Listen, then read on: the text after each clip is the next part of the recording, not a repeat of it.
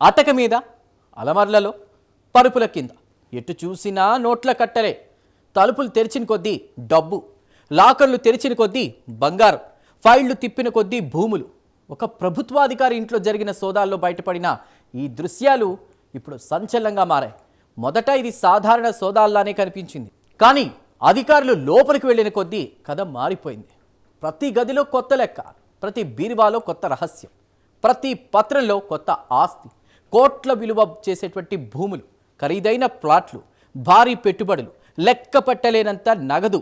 సోదాలు ప్రారంభించిన అధికారులు కూడా ఊహించని స్థాయిలో బయటపడుతున్న ఈ సంపద, ఇంతకీ ఒక ప్రభుత్వ ఉద్యోగి ఇంట్లో ఇంత సంపద అసలు ఎలా చేరింది? నెల జీతంతో గడవాల్సినటువంటి జీవితం కోట్ల సామ్రాజ్యంగా ఎలా మారింది? ఆ సంపద వెనుక ఉన్నటువంటి రహస్యం ఏంటి? Let's watch.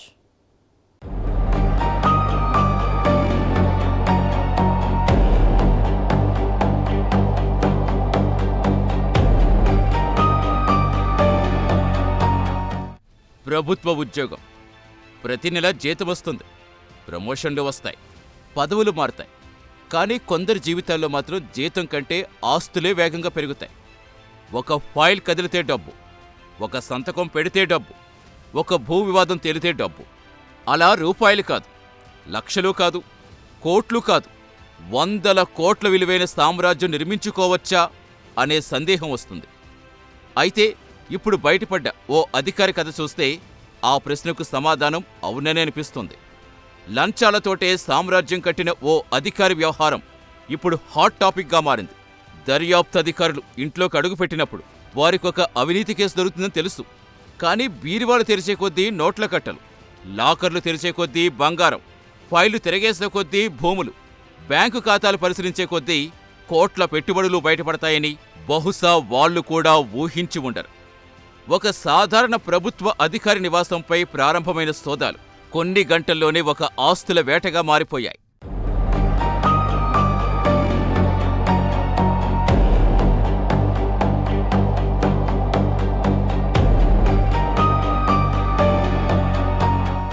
ఇంట్లో కనిపించిన నగదు, లాకర్లో దాచిన బంగారం, పేర్లు మార్చిన పెట్టుబడులు, వివిధ ప్రాంతాల్లో ఉన్న భూములు, లగ్జరీ ఫ్లాట్లు, ఖరీదైన భవనాలు. ఒక్కో ఆధారం బయటపడుతున్న కొద్దీ ఇది కేవలం అవినీతి కేసు మాత్రమే కాదనే అనుమానాలు పెరిగిపోయాయి.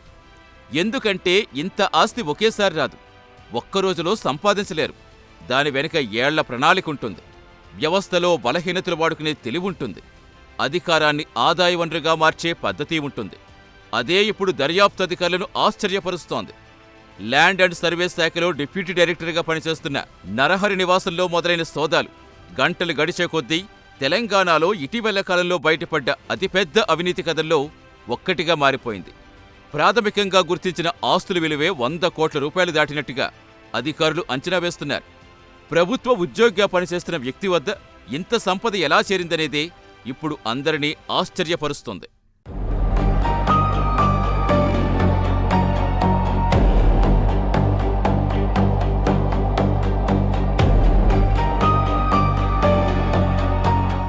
నరహరి పనిచేసే శాఖ సాధారణ శాఖ కాదు.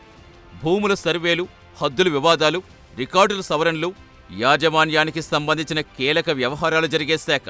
ఒక్క సంతకం కోట్ల విలువ మార్చగలిగే స్థానం. ఒక నివేదిక భూ యజమాన్నే మార్చేసే శక్తి. అలాంటి బాధ్యతాయుత పదవిలో ఉన్న అధికారి ఇంట్లోకి ఏసీబీ అధికారులు అడుగుపెట్టగానే వారికి కోట్ల సామ్రాజ్యం కనిపించింది. మొదట నగదు కనిపించింది, ఆ తరువాత వెండి, బంగారం, తర్వాత బ్యాంకు డిపాజిట్లు కనిపించాయి. అక్కడితో ఈ వ్యవహారం ఆగలేదు. తవ్వే కొద్దీ ఆస్తులు బయటపడుతూనే ఉన్నాయి. రంగారెడ్డి జిల్లాలో భూములు, పుప్పాలగూడలో ఫ్లాట్లు, రాజేంద్రనగర్లో మరో ఫ్లాట్, నార్సింగ్లో విలువైన అపార్ట్మెంట్, గచ్చిబౌలిలో ఖరీదైన భవనం, వివిధ ప్రాంతాల్లో ఫ్లాట్లు. ఇలా ఒక్కో పత్రం బయటపడుతున్న కొద్దీ ఆస్తుల జాబితా పెరిగిపోతూనే ఉంది. ఒక ప్రభుత్వ అధికారి పేరిట, కుటుంబ సభ్యుల పేరిట పెట్టుబడుల రూపంలో ఇంత భారీ సంపద ఎలా కూడబెట్టారనే కోణంలో ఇప్పుడు లోతుగా దర్యాప్తు చేస్తున్నారు అధికారులు.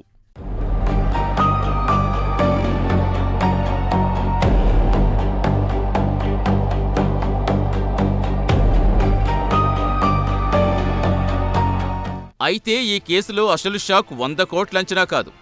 ఆ 100 కోట్లు కేవలం ఇప్పటివరకు బయటపడ్డ లెక్క మాత్రమే కావచ్చనే అనుమానం. ఎందుకంటే ప్రతి డాక్యుమెంట్, మరో ఆస్తి చూపిస్తోంది. ప్రతి లావాదేవీ మరో పెట్టుబడి వైపు తీసుకెళ్తోంది. అందుకే ఏసీబీ బృందాలు నగదు లెక్కపెట్టడం కంటే ఎక్కువ సమయం ఆస్తుల లెక్కలు తేల్చేందుకే వెచ్చిస్తున్నాయి. ఇప్పటి వరకు కనిపించింది సామ్రాజ్యంలో ఒక భాగమే అనే అనుమానాలు బలపడుతున్నాయి. ఇంకా బయటపడాల్సినవి ఎంత అనే ప్రశ్నలు కూడా తలెత్తుతున్నాయి. ఒక ప్రభుత్వ ఉద్యోగి జీవితకాలంలో సంపాదించే జీతమెంత? అతడి పేరిట బయటపడుతున్న ఆస్తుల విలువెంత? ఈ రెండింటి మధ్య ఉన్న వ్యత్యాసమే ఇప్పుడు ఈ కేసును సాధారణ అవినీతి కేసు నుంచి భారీ అక్రమాస్తుల కేసుగా మార్చేసింది. ప్రజలకు సేవ చెయ్యాల్సిన బాధ్యత ఉన్న పదవి వ్యక్తిగత సంపదకు మెట్టుగా మారితే ఎలా ఉంటుందో ఈ కేసు చూపిస్తుందని దర్యాప్తు వర్గాలు చెబుతున్నాయి.